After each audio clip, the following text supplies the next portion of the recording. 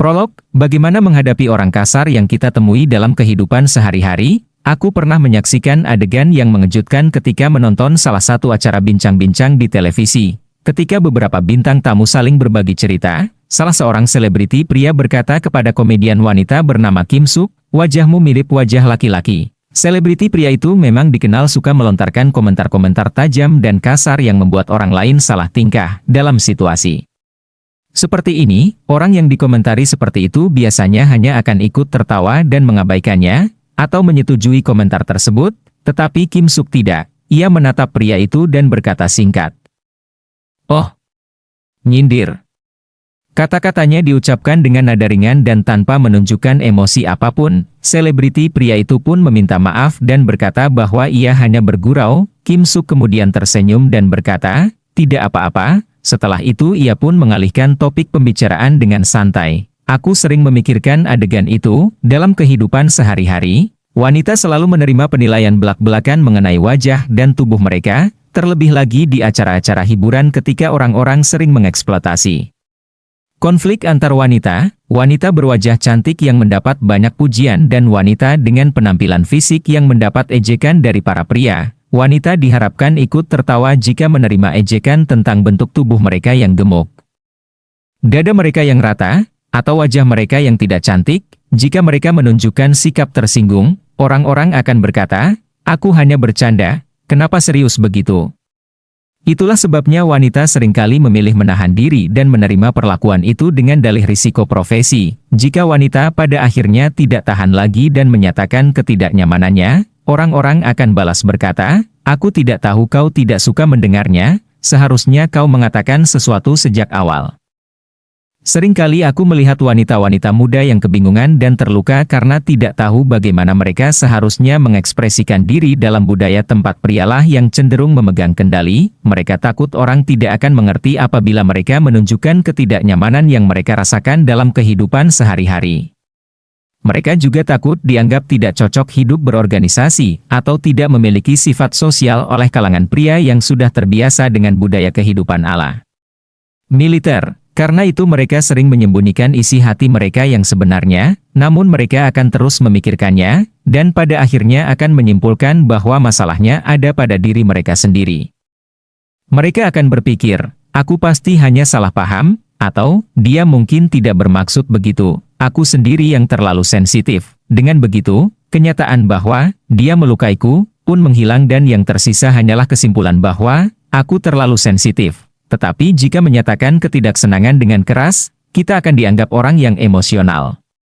Kita memang bisa menyatakan perasaan kita dengan jelas apabila mengatakan sesuatu seperti, 'Berani sekali kau berkata seperti itu,' atau 'Ucapanmu membuatku tidak senang,' tetapi hal itu sulit dilakukan jika kita tidak cukup berani. Dalam budaya Korea, hal itu lebih sulit lagi dilakukan jika orang yang kita hadapi adalah orang-orang yang lebih tua dari kita atau atasan kita.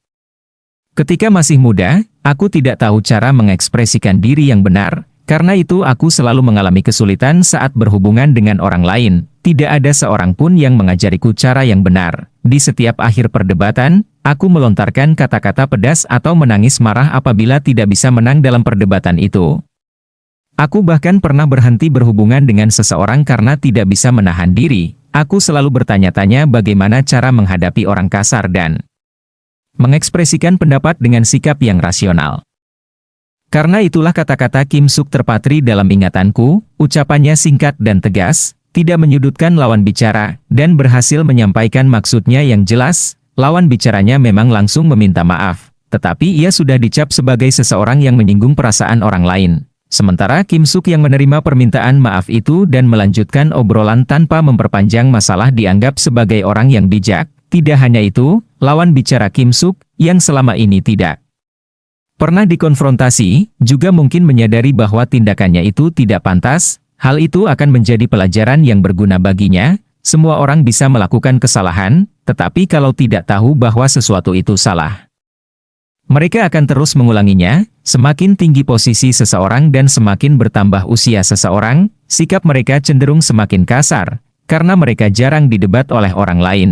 Hal itu tidak bisa dihindari dalam masyarakat tempat komunikasi horizontal praktis tidak ada. Aku juga suka melihat Kim Suk memainkan karakter wanita pemimpin. yang mengatakan hal-hal seperti, pria harus menjaga sikap dan melakukan pekerjaan rumah tangga, dan seharusnya prialah yang menuangkan minuman.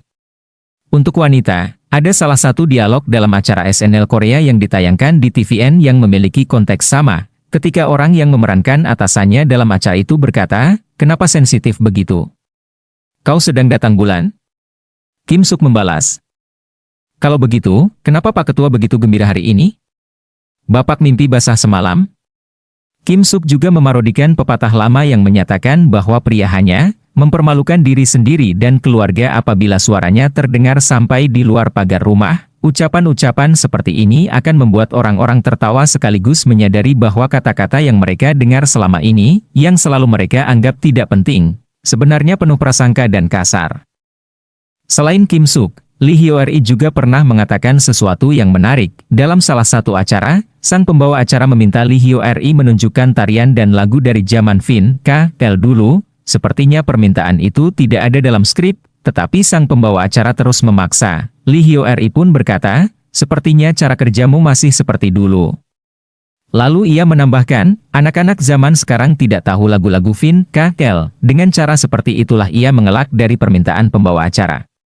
Komentarnya yang menyiratkan bahwa sang pembawa acara sudah ketinggalan zaman mendapat respons positif dari para bintang tamu lain, dan setelah itu ia mengalihkan topik pembicaraan dengan santai.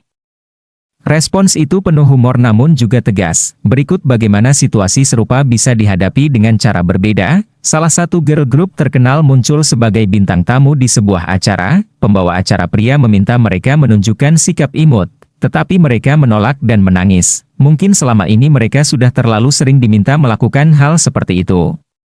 Ketika para anggota girl group itu mendadak menangis, suasana pun berubah tegang. Sikap mereka membuat orang-orang salah paham. Dan mereka pun dikritik sebagai girl group yang tidak profesional. Aku mengerti mereka mungkin merasa tertekan, tetapi alangkah baiknya jika mereka bisa menghadapi situasi itu dengan lebih ahli.